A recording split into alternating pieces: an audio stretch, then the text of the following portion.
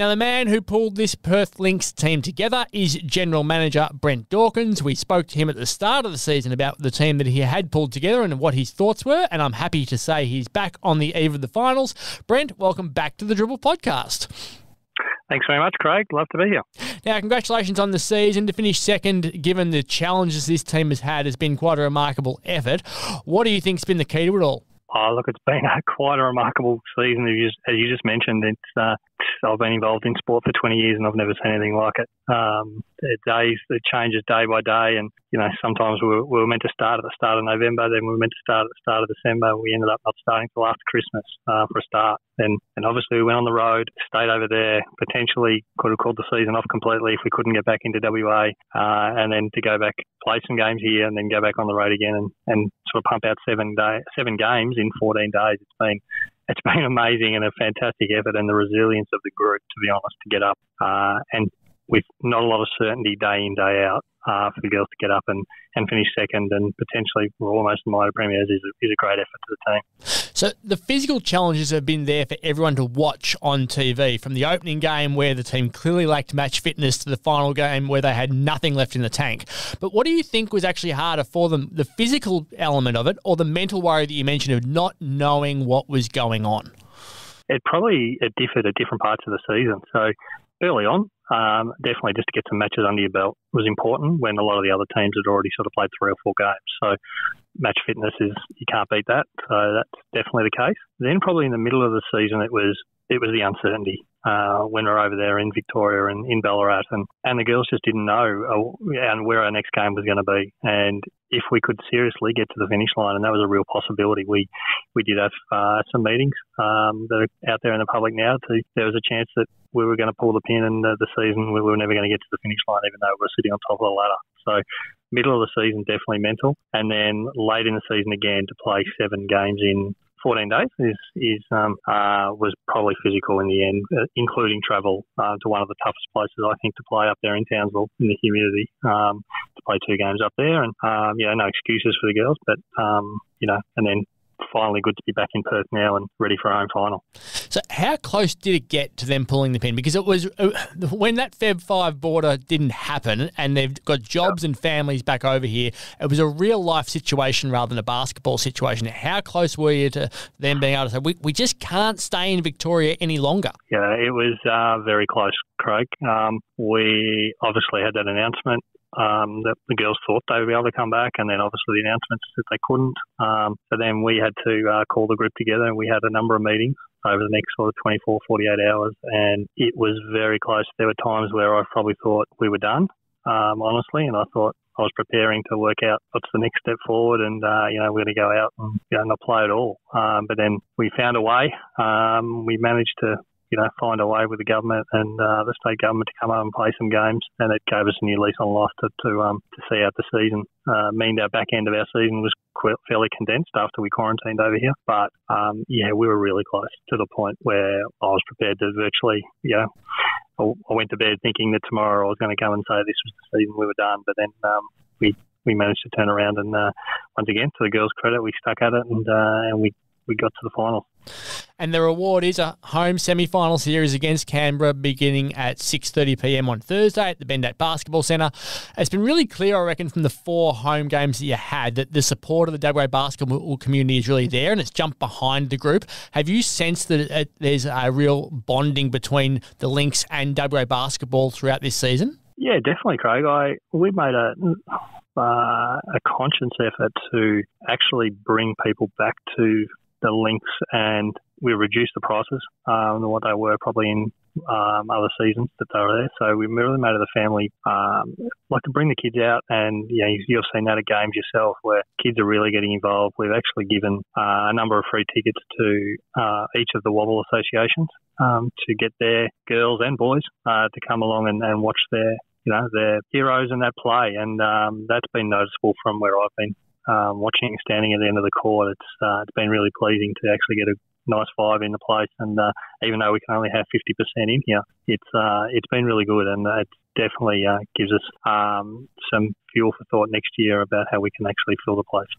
So if we go deeper into the element of WA basketball in the Lynx. So when Basketball WA took over the licence, you always said there was going to be a heavy focus on producing local talent. And if we go back to the 2019-20 season, which was the last time the Wildcats owned the group, it was an 8-player roster with 3 DPs, and there were 2 of the 8 who were from WA clubs, which is Ellison Schwagmeyer-Belger and Maddie Allen, and the 3 DPs were all from WA clubs as well, Taya Burrows, Nasaya Williams and Jewel Williams.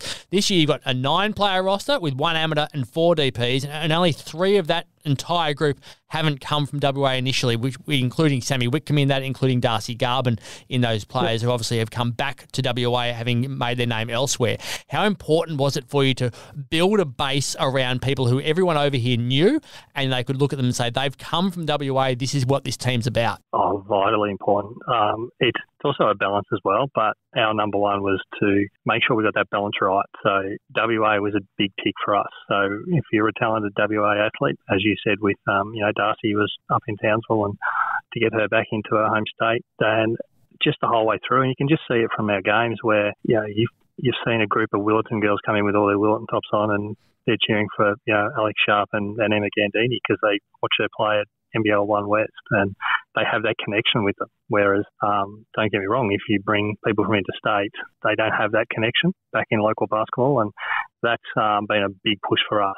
But also being able to get Jackie Young, Marina Mabry, those 2 girls from, I guess, outside of the WA system, you've still got to be successful on court. So, if you went purely WA girls, then that success probably isn't going to happen. So you do have to complement it with some outside talent as well, and that's what I think we've done. So with this local group, Alex Sharp is obviously Victorian, but had been living in America for several years and then came over here, but stayed in the off-season and played for Willetton. Was it important from a cultural standpoint that happened, that she was remaining in the state, playing in the league, and not only just playing, she was dominating, grand final MVP, league MVP, and setting a standard for others to see? Yeah, absolutely. And it actually was really good. And she loves Perth. She'd play again for Willetton this year.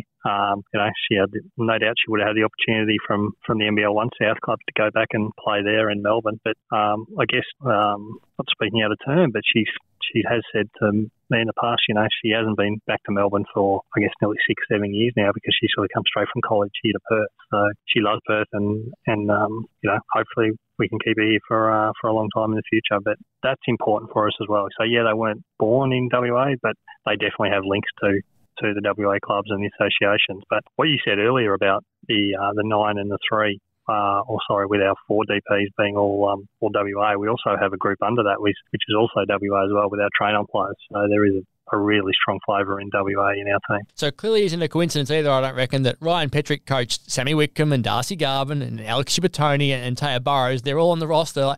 How crucial are the relationships that he's had with players over the years who we can call up and say, you're talented, we want you, come back, as opposed to someone else who might coach, or someone else, yourself as general manager, who may not know them as well from a 15-year relationship that's been built up? Yeah, definitely important. The head coach plays a huge role in that, not only in basketball, but other sports, as you know, with football, and you'll see that a coach comes along and has a really big say on the squad that they put in, and if they're comfortable with someone they've coached before, then they get a big say in getting them on the roster. So, and that's exactly what Ryan's coached Sammy and has that relationship with her before. Same with Taya, same with Chiva, and same with Das. So it was there's 4 straight away that he's coached in the past, and he's coached against Alex Sharp, and the coach has a major say in putting the team together 100%. Do you feel it's a different bond with the group when you've got those sorts of connections, and what will it do for that bond within the entire basketball community if you can actually go and win it? Look, it's the old cliche of taking it one game at a time. Although we're going 100 miles an hour to try and plan, what happens next. If this happens, we do this. If this happens, we do this. But we'd love to say we're there, but we've got a semi-final to get past first, and Canberra are tough. So they obviously beat us over here on our court probably only a week and a half ago. So they're going to be tough, and then we're off to the mighty little town or suburb of Tuggeranong in Canberra on Sunday, which will be a test in a tiny little domestic stadium that they have there in Canberra. So that'll be an interesting test. But I think with our experience of some real winners on our roster. In Jackie Young, for example, who's always been involved in whether it's a gold medal at the Olympics, whether it's a Las Vegas team that's gone deep in the playoffs. She has a really winning attitude, and so does Marina, and they just want to win. So hopefully they can bring that extra percent to the games on this weekend. So I'm really looking forward to that. There's a good red and black flavour in Tuggeranong. The mighty Justin Blumfield, who was arguably second best on ground from the mighty Essendon Football Club in the year 2000 grand finals from Tuggeranong. So it's amazing what you remember as a footy fan when you barrack for the Bombers. You probably watched him play a few times as a recruiter. Exactly right. It's amazing how it happens. Now, for the all-important Dribble podcast MVP votes, this award will go through the finals, but after the last game in Perth, it was very tight at the top when the team travelled away. So for a quick recap, we had Marina Mabry still leading on 18, Jackie Young was on 17, Lauren Scherf was on 15, and Sammy Whitcomb was on 14. So for the last three games, against Sydney, it was 1 vote to Scherf, 2 votes to Jackie Young, and 3 votes to Sammy Whitcomb. In game 1 against Townville, it was 1 vote to Scherf again, 2 votes to Marina Mabry, and 3 votes to Jackie Young. And in the final game of the season against Townville, it was 1 vote to Darcy Garvin, 2 votes Sammy Whitcomb, and 3 votes to Jackie Young, which means despite not playing in any of the not polling in the first 5 games, Jackie Young is leading the Dribble podcast regular season MVP quite convincingly at the moment. So it's quite a remarkable effort by her. When you look at it, like, she's been phenomenal since finding her form and fitness. How damaging has she been across the entire league, do you reckon, with everyone looking at her going, how do we stop her, and how do we stop Marina now, and how do we stop Sammy and Darcy and Lauren during finals? Yeah, that's the plan. I'd love for all 5 of them to fire on the one night. It would be very scary. But with Jackie, she came probably, I think it was 3 weeks later than Marina, so she was a little bit behind in the pre-season. So she, obviously, after a big trip out, don't underestimate that. With the flights, they had to go via, I've got this right now, Hong Kong, into Japan, across to Singapore, and then, they were all over the place. The flight took 28 hours to get down in here, and then into 2 weeks quarantine. So she really probably only did 2 weeks of pre-season, if that, to be honest. And so she's been a slow, you can see now that she's firing on all cylinders. So that's been outstanding, and her form is, as you said, right up there in the best in the league at the moment. So not putting too much pressure on her, but she'd be right up there, as you said, with your votes. Late in the season, she'd be polling a lot of votes, I would have thought, in the MVP award in the season. So, exciting, and hopefully we can get them all firing on Thursday night. It'll be exciting for the team. And having so many players in the team who know how to win. So Darcy Garvin's won WNBL titles. Lauren Scherf has won WNBL titles. Sammy Whitcomb's a dual WNBA champion winner.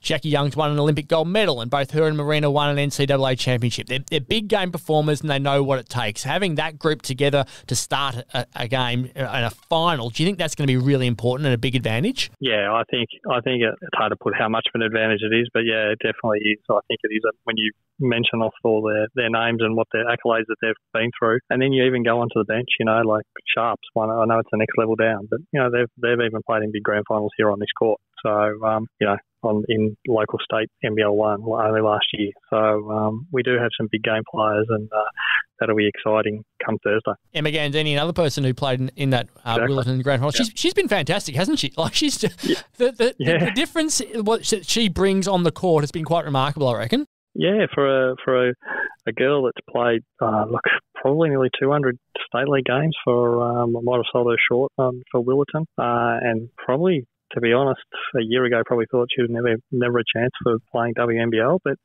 she's done everything right. She trains as hard as anyone, and she's had to obviously try and balance it with her work.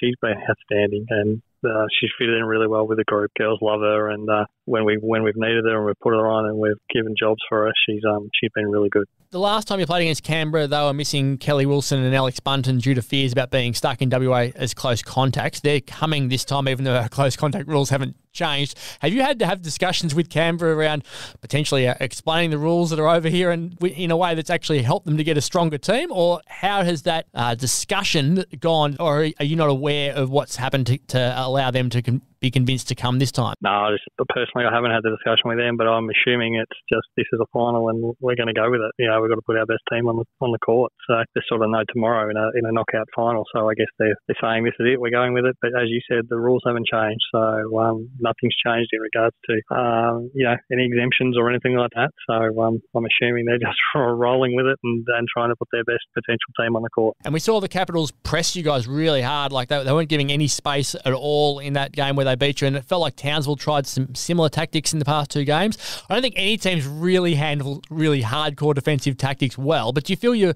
better placed to adjust to that sort of pressure that they might give you in this series? Yeah, I think so. I think obviously with a couple of days of freshness as well. So, we're not playing. We've virtually played every second day for near on 2 weeks there. So now we've been able to give the girls sort of 4 days off, not 4 days off, but 4 days not playing a game. I think we'll be fresh and really be able to handle that pressure. And we'll even jump another level, as you know, with any finals. That finals pressure even jumps up higher. And there'll be some nerves, no doubt about it, early on, no doubt. And hopefully a big crowd can get out there and support the girls. And then you've got game 2 in Canberra on Sunday. It's not easy to get to Canberra. It's one of those places where getting from Perth is nigh on impossible. There is a direct flight on Friday, which takes about 4 hours, which gives you then a full day in Canberra. Or then you got, if you stay in Perth for the extra day, given people have to work, the fastest option on Saturday is via Sydney, which takes 6.5 hours. Do you know which one you're going to take yet? Yeah, at this stage we'll take the Saturday. We'll give the girls another night in their own bed, and then head over on Saturday, and then fly back on Monday morning. That's the plan at this stage. I mean, it can change. Obviously, it's only early in the week. We do have some flexibility if we want to look at that, but at this stage, that's the plan. That is one of the challenges, isn't it? You could have played Adelaide, you could have played Melbourne, and it could have been anywhere. You've ended up once again against a team which has the most difficult place to get to. Yeah, exactly right. But as the old Ross line will play anyone anywhere. You have to. The bonus, I guess, is we have home court advantage, especially for the semi. So if it is 1-1, we get to come back here and do it all again next Wednesday night. But let's hope we get it done in 2 and we can have a 4 weeks break before a potential grand final the following weekend. That would be amazing. Well, look, thanks for joining us. You've had a fantastic season as a team. If Lynx fans, if you're having a look around the stadium this weekend, you'll see Brent, because he never sits down, he just walks around the stadium the entire time. You're a bit of a nervous watcher, aren't you? Look, absolutely, Craig. In all my time in sport, I've always been don't like to sit down. I like to just walk around, mix it up, and very superstitious. If we're going okay and I find a good spot, then I'll sit there and until we if you see me walking again, obviously we're not going that well. So, look, one thing I do have to say before I go is I'm not sure if anyone's aware, but it might be someone's birthday today. Is that correct? It might be mine. Yeah, it might be. 21 today, I think. Yeah, isn't it, 21. Double it, add a few more. Yeah, 46 years old. There hasn't been an Essendon player who's worn 46 who's been any good, so it's disappointing. Next year I'm Ricky Olorenshaw, but this year it's been a bit of a battle to find someone who I can say who I am. So thank you very much for that. Exactly. No worries, mate. Hope you had a good day. Thank you very much. Well, good luck. Hope things really go really well for you, and I'm sure that you'll get a really strong crowd this week, and hopefully you don't need another crowd next week, and you can knock Canberra over in 2 and then get into a grand final. Yeah, fingers crossed, and this time next week we're talking about a potential grand final. That'd be great. Thanks for joining us. Good luck. Good on you. Thanks, Craig.